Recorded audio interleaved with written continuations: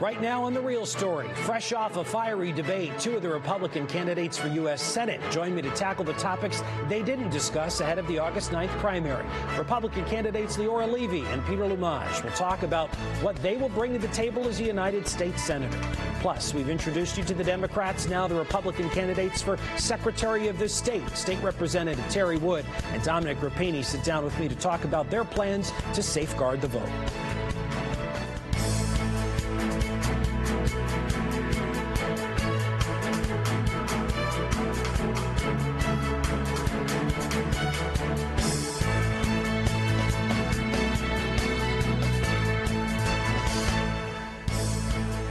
Good Sunday morning, everybody, and welcome to The Real Story. I'm Matt Caron. Three Republicans are running to unseat incumbent Democratic United States Senator Richard Blumenthal. But who has the best shot to do it? The voters will decide that August 9th. Two of those candidates are joining me now. Leora Levy is the Republican National Committeewoman for Connecticut, and Peter Lumage, a small businessman and attorney. We should mention Themis Claridis was invited and accepted initially our invitation, but regrettably had to cancel. We want to thank you all for being here. Appreciate it. All right, I want to jump here. Thank you for having me. Of course, want to jump right into the questions now. And the goal, by the way, in forming these questions is to give voters some insight into the topics that weren't discussed in your last debate. So let's start with the environment. Across the country, we see more frequent and intense droughts, storms, and wildfires. The oceans are getting warmer. Glaciers are smaller. Do you believe global warming is real? Is mankind responsible for it? And what's your plan to save the planet? Leora, we'll start with you. Wow. That's a pretty big order to save the planet. But yes, I'm running for Senate because I do want to save my country and I'd like to save my state. It's obvious there have been some changes in our climate. How much of it is attributable to man? How much is natural? I'm not a scientist. I can't really address that. But frankly, no matter what, we need to resume our energy independence because America has the largest reserves of energy in the world, and we produce it much more cleanly than any other country. Under President Trump, the United States was not only energy independent, we were a net exporter of energy. And again, we produce it far more cleanly than countries like Venezuela or Saudi Arabia or Iran, where Biden, supported by Blumenthal, rubber stamped by Blumenthal, has gone to beg them to produce more oil to sell to us. Now, it's embarrassing and it's hurting all of us. All Americans are suffering from the pain at the pump. We're paying gas prices that are above $4 a gallon. I don't care what Biden says, but where I live, it's above $4 a gallon. Leora, hold on. I want to stay on the environment, and I want to give Peter a chance to jump in here. Is global warming real, Peter? And what's your plan, for the environment? Well, the interesting thing is this. I started my morning by meeting with a group of small business men and women in Bridgeport, and I went door knocking, and I was, I've been covering the entire state for the third time during this election. I don't hear anyone telling me that they are concerned about global warming. They are telling me that they are concerned about inflation.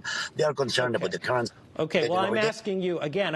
The topic is not inflation. The topic is the environment. Do you believe global warming is real? So you don't? Are you saying you don't have an environmental plan? Get to it. I'm going to get to it. If the sea levels are rising, it's interesting because the most expensive pieces of land and real estate in the United States are by the seas and the oceans. How come the insurance companies are covering them? How come the most expensive pieces of land are there? So I believe it's a hoax and there's a lot of money involved in this. Look, these are just seasons that we're facing. But as I said, I'm talking to voters every single day. I don't hear anyone being concerned about global warming. They are concerned about everyday things that are affecting them. There are kitchen table issues that they are discussing. There are prices. There is the inflation. There is the currency. Okay. There's the border. There's the prestige of the United States. It's security. It's law and order. So let's broaden this conversation out then. So if you're not all that concerned about the environment, let me ask you about fossil fuels. Do you support the increased domestic drilling, the construction of the XL pipeline, fossil fuel production? Peter, start with you on this one. Absolutely. I'm sorry, I thought you... Okay, it's okay, but absolutely I do. I believe that making America energy independent, going back to the previous administration's policies when we made America great again, that should be our goal over here. Whether we import the gas from Saudi Arabia or Middle East or whatever we're getting it from, it's ours is cleaner, it's better, it's much more advanced with technology. And does it mean that if we get it from Venezuela that our gas is not going to pollute the environment? This is simply the current administration empowering dictatorships all over the world and making them powerful and rich again. Okay, The Leora. Trump would have never allowed that to happen. Leora?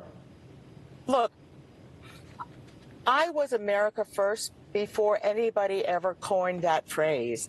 And we must restore our energy independence, and that means drilling more. That means reopening the Keystone Pipeline. It means renewing the leases, resuming the leases that have been canceled. We have the largest reserves, and we produce it more cleanly, and that's what's the best for the American people, and that's what I will go to Washington to vote for. Okay. What I'm really concerned today, though, is that I'm dealing with a lot of false personal attacks. There was an attack launched against me recently. I get it. This is not a debate. This is not a debate. We're going to move on to a different topic. I think the viewers would be better served if we can stick to the issues on the topics with the questions that are being asked. So we'll move on now to wages and entitlements. It's a very important topic. The federal minimum wage is only $7.25 an hour. It has been 13 years since the United States raised it, with inflation at a 40-year high. And already that low wage has lost even more purchasing power. And while some states like Connecticut do have a higher state minimum wage, many states do not. So the question is, do you support raising the federal minimum wage? And if so, to what? Leora? Anybody who has taken Economics 101 knows that when you raise the minimum wage, what it does is it ends jobs. There are fewer jobs because small businesses cannot afford to hire more workers at higher wages. So what you do is you reduce the number of jobs. It is bad economic policy. The minimum wage jobs are not meant to be career jobs. These are entry-level jobs. They're for teenagers. They're for people just getting into the workforce. And hopefully they gain experience and go on to better jobs to earn more money. But the minimum wage, what it does is it kills jobs, and it is not good policy. Peter, what about you on the minimum wage? You in favor of raising it, and if so, to what? When I first came to the United States 30 years ago, actually, when I worked in a Burger King flipping burgers, I was making minimum wage, and I was happy to do it. That was an entry-level position, so I have no problems. I have no problems with that. I believe that the employer and the employee should be able to negotiate the wage. Should be based on the experience, no question about it. Should be based on what you bring to the table. The more the government gets involved in negotiating and regulating the relationship between the employee and the employer, the more concerned I get. Now, the question is, what is this living wage that the Democrats talk about? What is a living wage? I mean, should the living wage be the exact same salary that the congressman or congresswoman is making or the governor is making? Why don't they talk about that? Okay. You know, look, you have yet to mention the fact that what causes poverty in our state has to do right now with the failed liberal policies. There was a killing in Waterbury a few minutes ago. An 18-year-old kid was shot. Nobody talks about it. 4 people were found dead in Danbury last night. No one is talking about it. Well, Peter, okay, if I could just stop right there, I'm going to talk about an issue that's killing a lot of people. Let's move on to the opioid crisis. We've talked a lot these past few years about a pandemic, but what we haven't talked as much about is the silent epidemic that has only gotten worse with COVID, and that is the opioid epidemic. It's a crisis that has claimed nearly 81,000 lives last year alone, many of them lost due to a rise of powerful street fentanyl. What will you do as senator to get addicts help, lock up the dealers, and are you in favor of expanding access to Narcan? Peter? Look, what I would do, I think that enforcing law and order in our country, starting with the southern border and coming all the way up to our state, it's essential to bring law and order again within, the confines of what we stand as a civilized nation.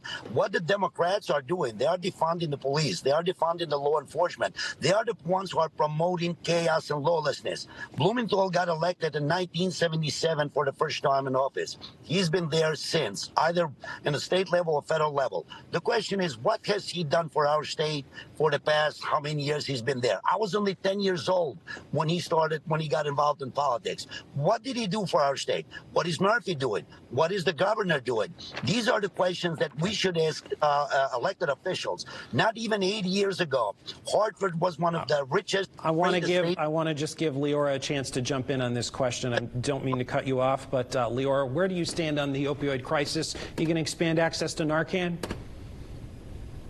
I think that is certainly one part of it, but that's not the solution. The solution is to close the border, secure our border, stop the invasion at the southern border.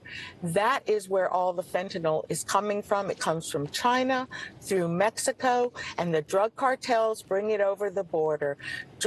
Just a couple intercepted enough fentanyl that would have killed 5 million Americans. That's just what they intercepted. Fentanyl is a #1 killer of young Americans between 18 and 45. We must close that border. We must use all of the tools at our disposal. One, empower the Border Patrol to do their jobs. Okay, this was not an immigration question. I understand your connection. No, you asked about fentanyl, I and did. If you know anything about fentanyl, it's coming over that border. I heard you say that, but you were just expanding into immigration policy. About the border. Okay. All right, let's move on. I want to ask you, Leora, about foreign policy, and I'll start with Russia. It's a two-part question here. We have witnessed brutal war tactics in Ukraine. Do you consider Vladimir Putin a war criminal? And if Russia was to invade a NATO ally, would you advocate for the United States to go to war, Leora? This invasion would never have happened under a Republican president, and certainly not under President Trump. Biden allowed this to happen. One of the first things he did when he came into office was to stop the shipments of weapons that President Trump had promised to the Ukrainians that would have enabled them to fend off the attack much more effectively. Biden has made us very weak on the world stage. He allowed Putin to amass those troops almost right after he came into office. Putin started putting troops on the border of Ukraine, and Biden looked the other way, allowing Putin to do this. What did he think Putin was going to do? Putin is a dictator. Putin is a war criminal. Putin is trying to reestablish the greater Russian empire, and we must not allow him to get a foothold in the Ukraine. We must be supplying Ukraine with more weapons to defend themselves. I do not support putting American troops on the ground there, but we do have NATO allies.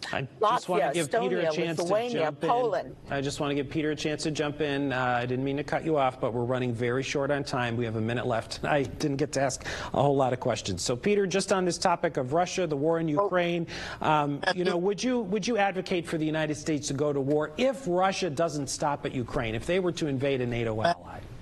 Thanks, Matt. When Reagan said, I would rather be feared than respected, we're neither feared nor respected under this administration. What happened in 2008 when Obama was president, Crimea was taken by Russia. Now, let me just educate you on something when it comes to NATO Article 5. If Russia were to attack any countries that is part of NATO, United States will become part of that war, no question about it, because we do have an obligation.